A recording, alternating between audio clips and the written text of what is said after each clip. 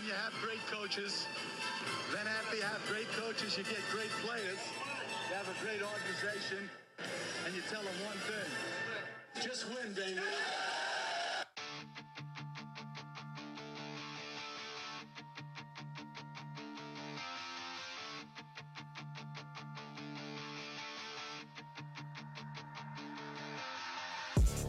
Here we go.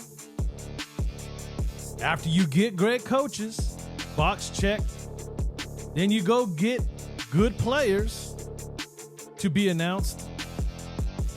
We're trying to check another box tonight, and we have a lot to discuss about it.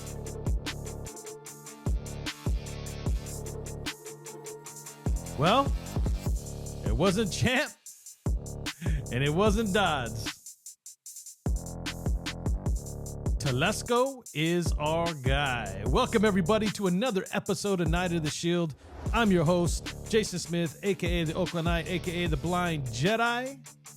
Welcome, welcome. We are brought to you by Independently Blind Studios, where we educate, advocate, motivate, and inspire those going through loss to live their best life.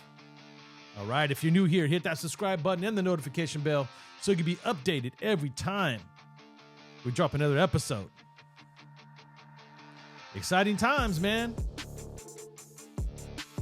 We're going to have an interesting conversation about Telesco tonight because, as usual, social media is all the buzz. The sky is falling. We didn't get Kelly. We didn't get Dodds. What is happening? Honestly, guys, how do we measure GM? Talent, right? Both drafted and free agent talent brought in.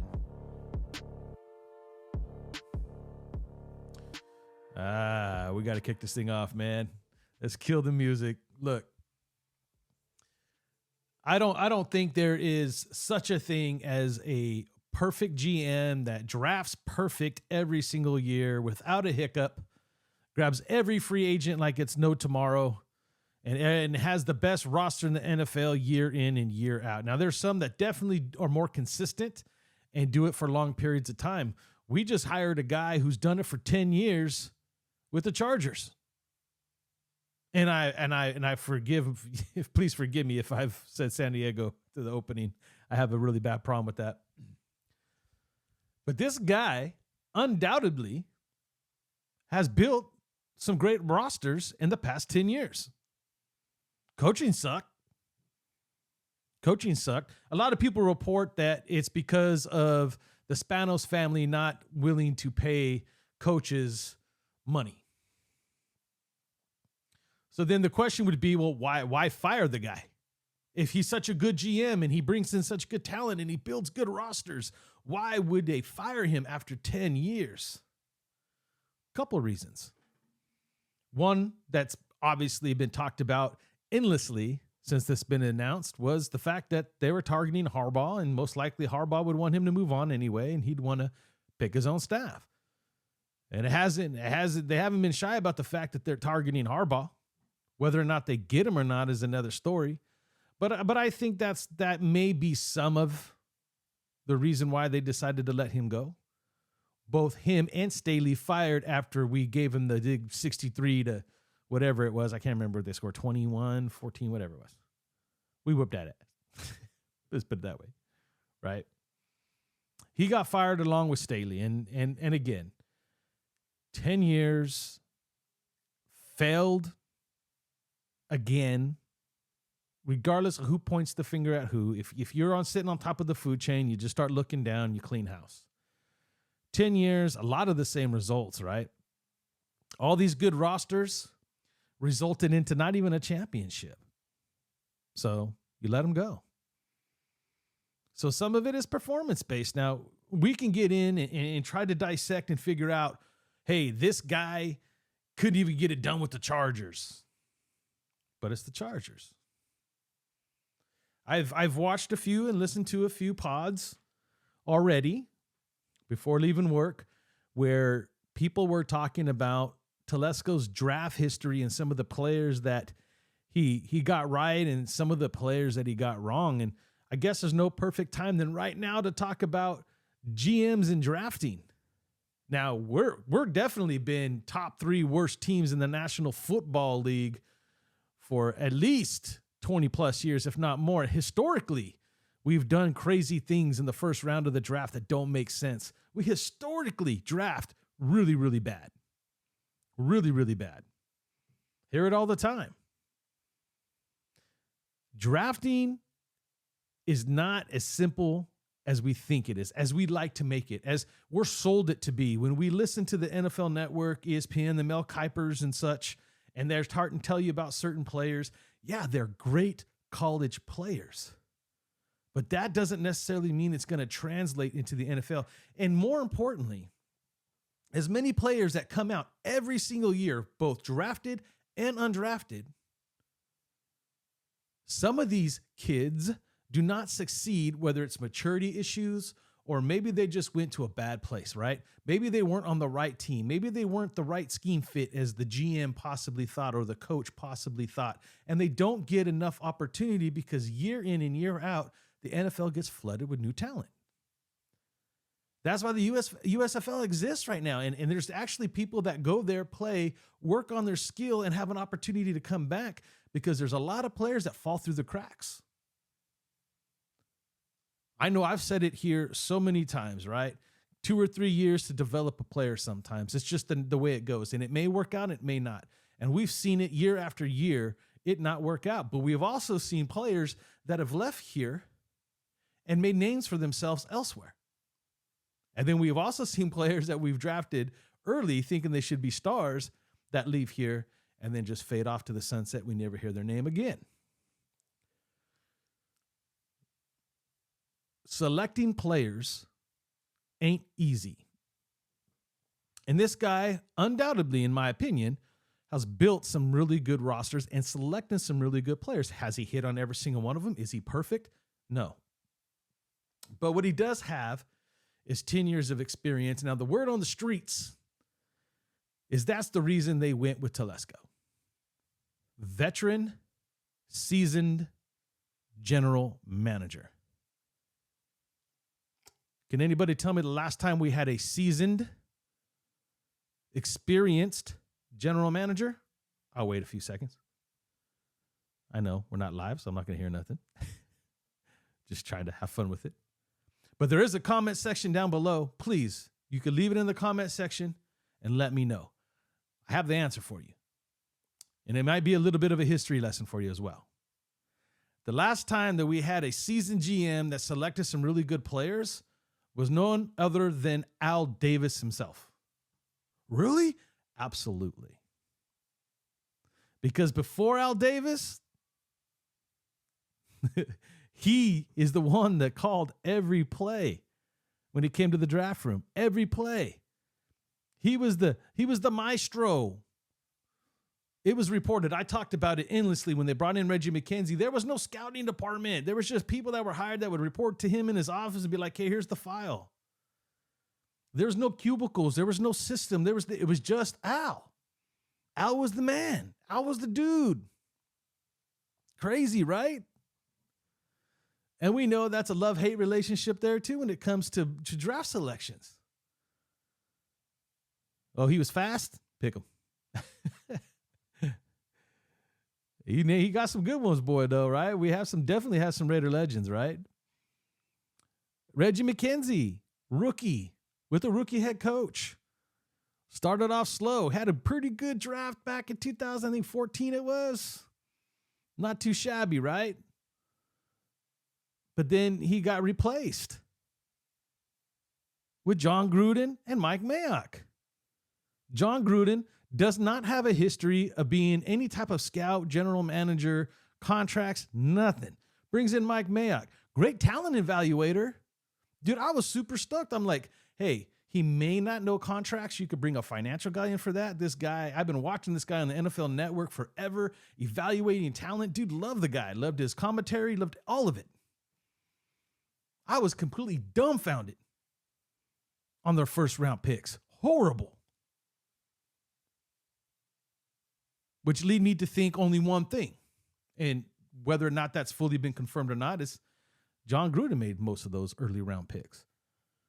Not every pick was horrible, but most of them were. Okay.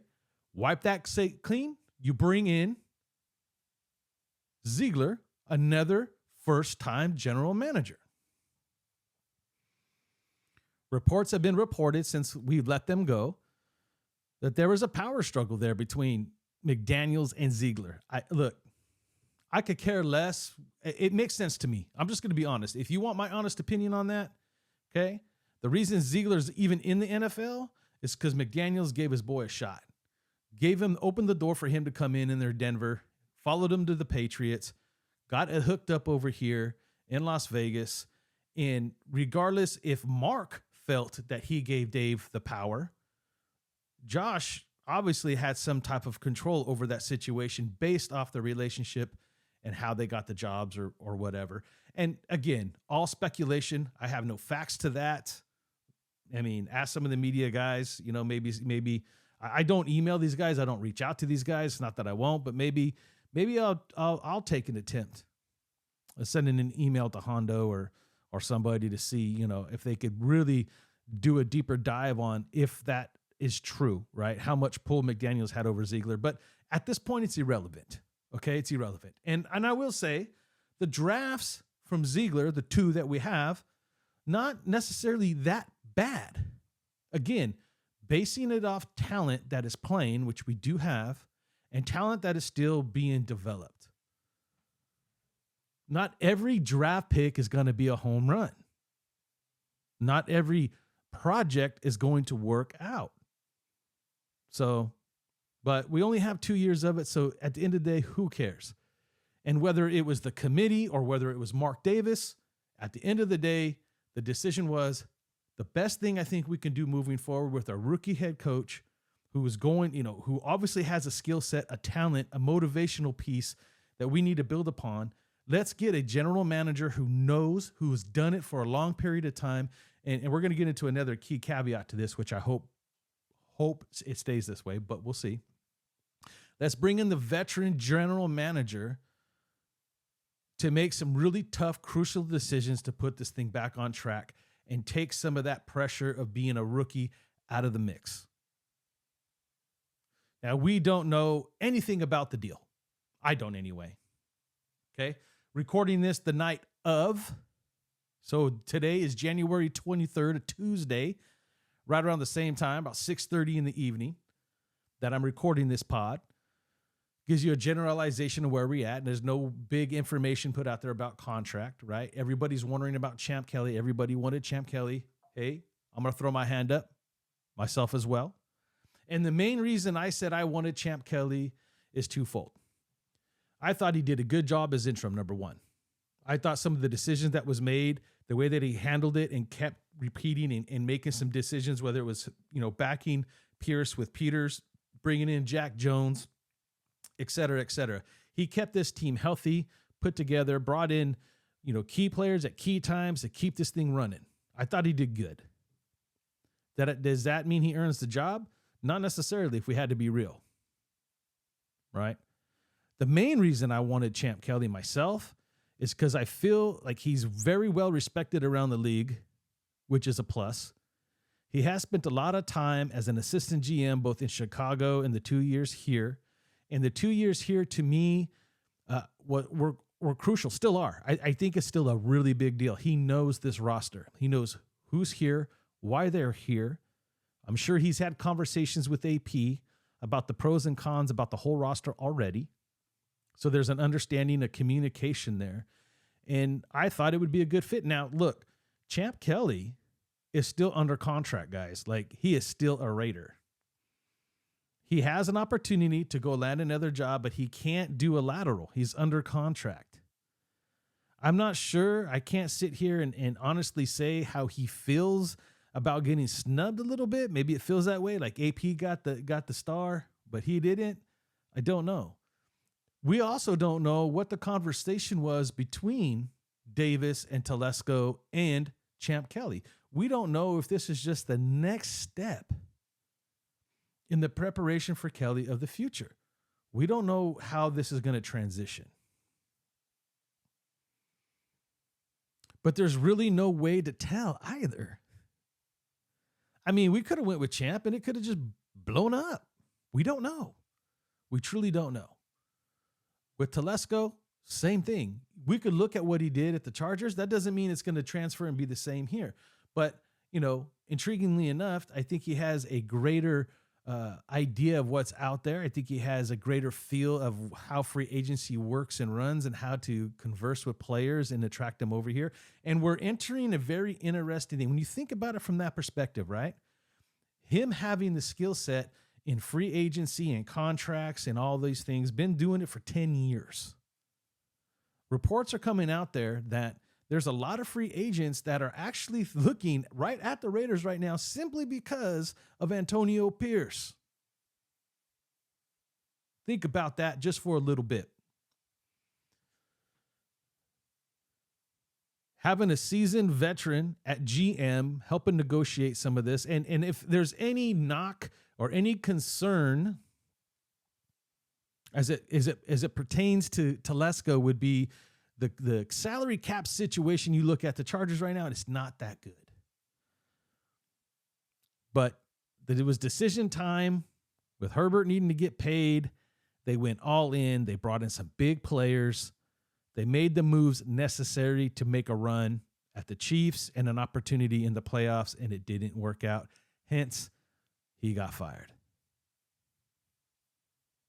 So he's coming into a situation where the roster is not horrible by all means. There's $51 million as it stands on the books right now, with opportunities to create more space depending on choices made in the future, mostly post-June. So early on, we're looking at 51. The biggest question we all have is that number 13th pick. What are we going to do from the offensive perspective? Who's going to be the offensive coordinator? What style of offense is he going to be going for?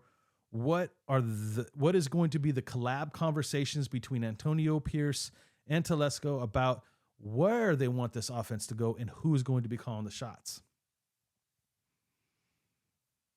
Top 3 quarterbacks talked about on a daily basis that I follow: Caleb Williams, Drake May, Jaden Daniels. I'll take any 3 of those guys right now.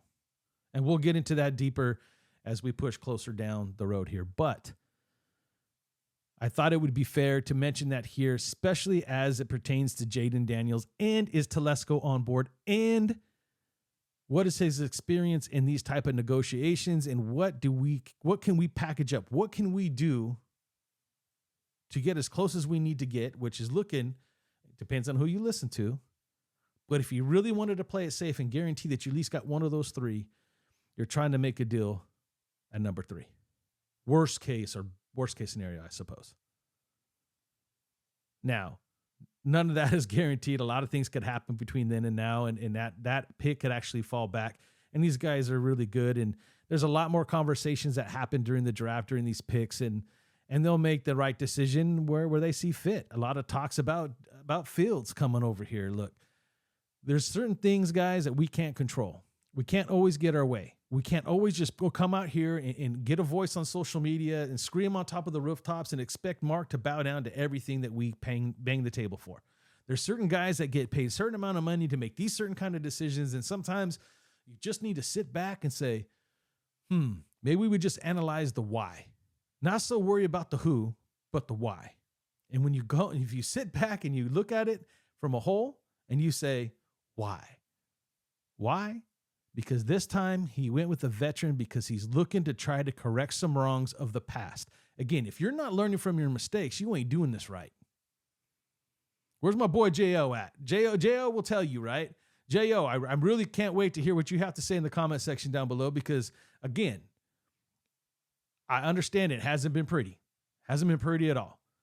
But the choices that I see being made right now, building structure into this organization and him actually doing some ballsy things. A lot of people, myself included, would have been fine with Kelly. Been like, okay, yeah, that makes sense, man. Bring Kelly. Him and Pierce, cool, man. Knows the roster. I would have sold it all day. And like I said, Kelly may still be on the squad anyway, helping Telesco understand the roster. But with that said, he brought in a veteran, a seasoned veteran who's been doing this for 10 years, Hasn't built bad rosters in the Chargers. I mean, they haven't won. That's coaching. That's coaching. But I'm not going to sit here and debate with the whole chat saying, hey, you know, this is the guy. But no, look, he brought the groceries. They just weren't cooked right. Just like Al said at the beginning of the episode, right? First, you get great coaches. I believe we got a great coach, right? We still got some more coaches to add to this and see how this is all going to play out. But first, you get the coaches, then you get the players. That's where we're at right now. Now, Telesco and Kelly, hopefully in the future, are going to go shopping, and they're going to put together a really good roster, and the coaches are going to coach. And then after that, just win, baby. That's going to do it for today's episode. I hope I got my point across. I hope it's well understood and well taken in. I know there's a lot of people upset about the Champ Kelly thing, but let's keep things in perspective. Let more of this play out. Be more concerned about who our offensive coordinator is going to be and where we're moving from there. You know, is Patrick Graham going to come back? These are the things we need to focus on right now. I'm not worried about Telesco. We brought in a veteran. I actually like it. I like the idea that we have a seasoned guy making seasoned decisions. I do. I like it. If this is your first time here, hit that subscribe button and the notification bell so you can be updated every time we drop an episode. And you guys know how we do it. Until next time, stay Raider strong. Night out.